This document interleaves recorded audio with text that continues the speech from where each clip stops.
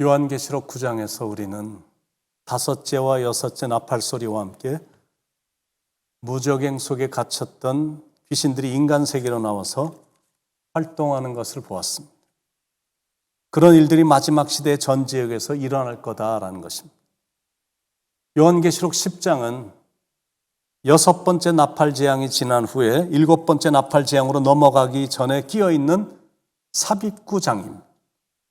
그런데 삽입구장이라고 해서 그게 중요하지 않은 게 아니라 실은 마지막 시대를 향한 하나님의 메시지가 기록되어 있기 때문에 굉장히 중요한 장입니다. 일곱 번째 나팔은 세상을 향한 하나님의 심판을 예언합니다. 이제 이 세상은 그리스도가 통치하는 나라가 된다라는 것. 그래서 전쟁이 빈번하게 일어날 거고, 그때는 전쟁이 일어났다가 끝나는 게 아니라 이 지구를 다 터뜨리고도 남을 만한 가공할 핵폭탄들이 만들어졌기 때문에 이 지구는 저절로 멸망하게 되는 것. 그리고 이 기간은 이 세상의 모든 사람들의 운명을 결정하는 기간입니다. 주님이 재림하시기 때문에 끝까지 인내하며 신앙생활을 잘한 성도들은 상을 받는 기간이고, 그 반대로 산 사람들은 멸망을 받는 기간입니다. 1절에 내가 또 보니 힘센 다른 천사가 구름을 입고 하늘에서 내려오는데 그 머리 위에 무지개가 있고 그 얼굴은 해 같고 그 발은 불기둥 같으며, 내가 또 보니 힘센 다른 천사가, 그러니까 중요한 사건마다 하늘에서 날아오르는 다른 천사들이 매번 등장을 하죠. 그런데 이번 천사는 조금 특이합니다. 힘센 다른 천사라고 표현하고 있습니다. 그래서 미가엘이나 가브리엘 같은 높은 지기의 천사라고 말하는 주석가들도 있습니다. 근데 깊이 들어가 보면 요한계시록 1장 1절에 나오는 예수님의 모습과 아주 흡사합니다. 그러니까 예수님이신 겁니다. 내가 또 보니 힘센 다른 천사가 구름을 입고 하늘에서 내려오는, 성경에 나오는 구름은 하나님의 임재하심과 위엄을 나타냅니다. 구름에 쌓여 하늘에서 영광 중에 내려오시는 것. 1절에 그 머리 위에 무지개가 있고 하나님 보좌의 영광이 예수님 머리 위에 있고, 그런 말입니다. 1절에 그 얼굴은 해 같고 하늘에 빛나는 태양처럼 빛나는 얼굴이다라는 것. 변화산에서의 예수님의 모습도 그 얼굴이 해같이 빛났다라고 기록되어 있습니다. 1절 후반부에 그 발은 불기둥 같으며 이 땅에 재림하시는 그리스도의 위엄과 어미로운 심판자의 모습입니다. 2절에 그 손에는 펴놓인 작은 두루마리를 들고, 책을 들고, 보좌에 앉으신 하나님의 오른손에 있던 그 예언의 책, 즉 종말에 도래할 하나님 나라에 대한 기록이 담겨 있는 책입니다. 어쩌면 계시록 5장 1절에 일곱인으로 봉한 책의 내용일 수도 있습니다. 그런데 더 깊이 생각을 해보면 구약의 다니엘서라고 볼 수 있습니다.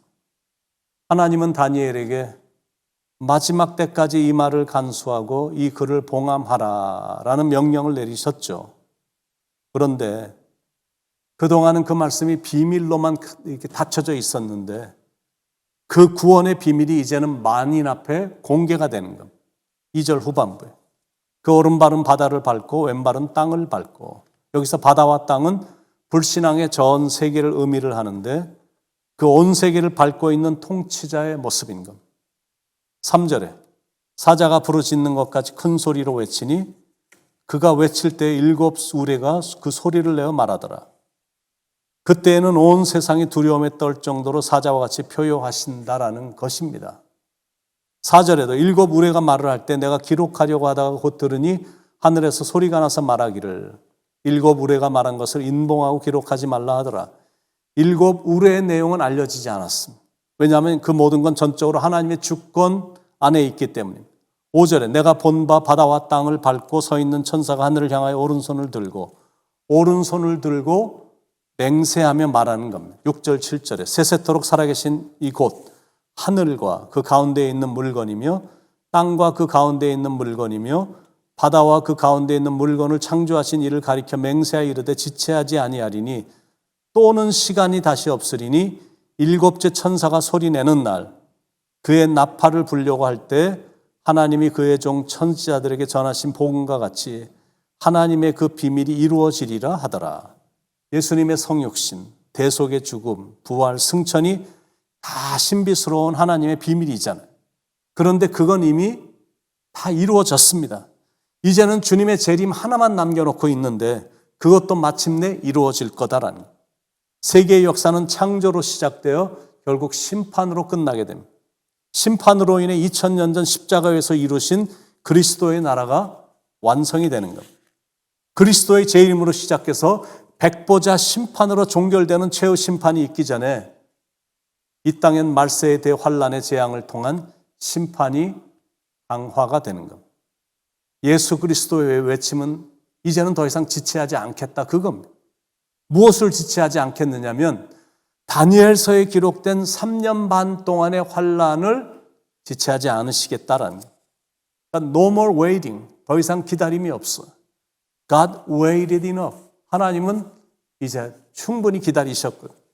이제는 정말 종말이 가까웠다라는 거예요. 더 이상 시간이 없다라는 말입니다. 예수님의 재림이 임박했다라는 겁니다.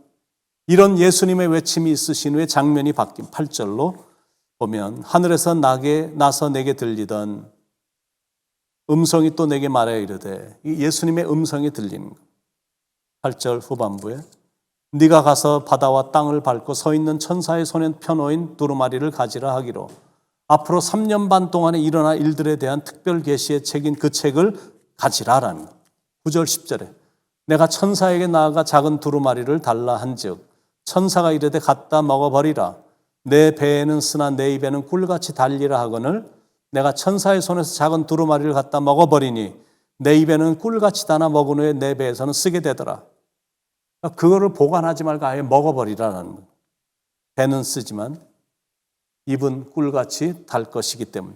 배에 쓴 이유는 하나님의 진노와 재앙의 내용이 담겨 있기 때문에.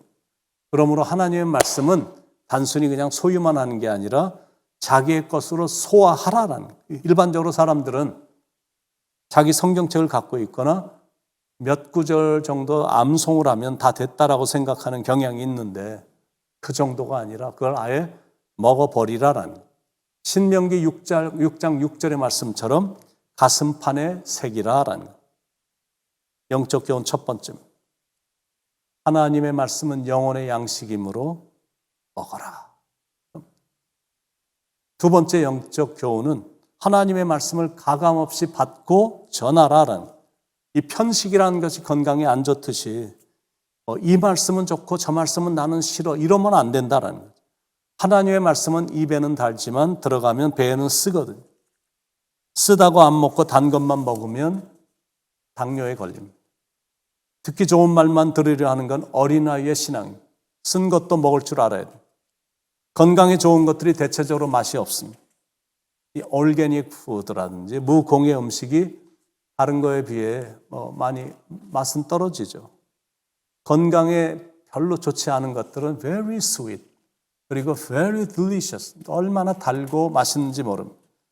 때때로 하나님의 말씀이 꿀처럼 달아서 가슴에서 뭉클하기도 하지만 그러나 가슴을 찌를 때도 많거든요. 하나님의 말씀은 좌우의 어떤 날선 검보다 예리하여 그러니까 당연히 전곡을 찌르게 되어 있습니다. 그러나 모든 성경은 하나님의 감동으로 된 것이고 교훈과 책망과 바르게 함과 의로 교육하기에 유익하니 이는 하나님의 사람으로 온전케 하며 모든 선한 일을 행하기에 온전케 하려 함이니라. 그러므로 하나님의 말씀은 가감없이 듣고 가감없이 전하는 성도들이 되어야 된다라는 거예요. 영적 교훈 세 번째, 하나님의 말씀을 잘 소화하라라는 거예요. 칭찬만 해주는 말만 너무 좋아하지 말고 충고난 비판의 메시지가 나와도 듣기는 쉽지 않아도 그 말씀을 듣고 시험은 들지 말아야 된다. 시험에 빠지는 걸 뛰어넘어야 신앙도 성숙해지고 또 그래야 복도 받습니다. 그러므로 맨날 읽고 듣는 것으로만 끝내지 말고 그거를 내가 잘 소화해서 실천하는 단계까지 가야 되는 거예요. 그러면 복 있는 자가 되는 겁니다. 요한계시록 1장 3절에 이 예언의 말씀을 읽는 자와 듣는 자들과 그 가운데 기록한 것을 지키는 자들이 복이 있나니. 마지막 때가 되면 나타나는 현상이 몇 가지가 있어요. 첫째는 사람들이 그 영적인 것을 멀리하려고 합니다. 왜냐하면 유튜브 안에도 너무 좋은 게 많으니까 즐겁고 재미있는 게 많으니까 그런 거나 보지 영적인 걸 자꾸 멀리하려고 하는 경향이 있습니다. 마지막 때가 되면 나타나는 또 다른 현상이 사람들이 자꾸 모이는 것을 피하려고 해요. 아니 일주일에 한 번이면 되지 뭐 이렇게 모이자고 하는 게 많아. 안 가. 뭐 이런 것들이 나타나는 현상 중에 하나입니다. 또 마지막 때가 되면 나타나는 현상이 기도나 말씀을 강조하면 별로 안 좋아합니다. 그리고 마지막 때가 되면 나타나는 현상이 천국, 지옥, 죄, 회개에 대해서 관해 설교하면 듣기 싫어합니다. 그게 현대 크리스찬들의 추세입니다. 그럼에도 불구하고 우리의 사명은 하나님이 계시하신 예언의 말씀을 가슴으로 듣고 소화하고 나아가서는 기회가 되는 대로 만민에게 전해야 됩니다. 그런 모습이 교회가 환난 중에 승리하는 비결입니다. 여러분, 성경을 먹는 자는 결코 망하지 않아요. 성경을 주식으로 삼고 먹는 자는 결코 패하지 않습니다. 성경이 있는 한 우리는 승리합니다. 지금 우리는 예수님이 오시기 바로 직전의 시대에 살고 있습니다. 저와 여러분은 그 마지막 때를 위해 준비가 되어 있습니까? 여러분은 말씀을 붙잡고 사십니까? 기도하겠습니다. 사랑의 하나님, 말씀을 읽고 묵상하고 듣고 연구하고 암송하고 그리고 그 말씀을 가슴에서 잘 소화시켜 실천하며 살아가는 복 있는 자가 되도록 인도해 주시옵소서. 소돔과 고모라가 망한 게 말씀이 없어서 망한 것.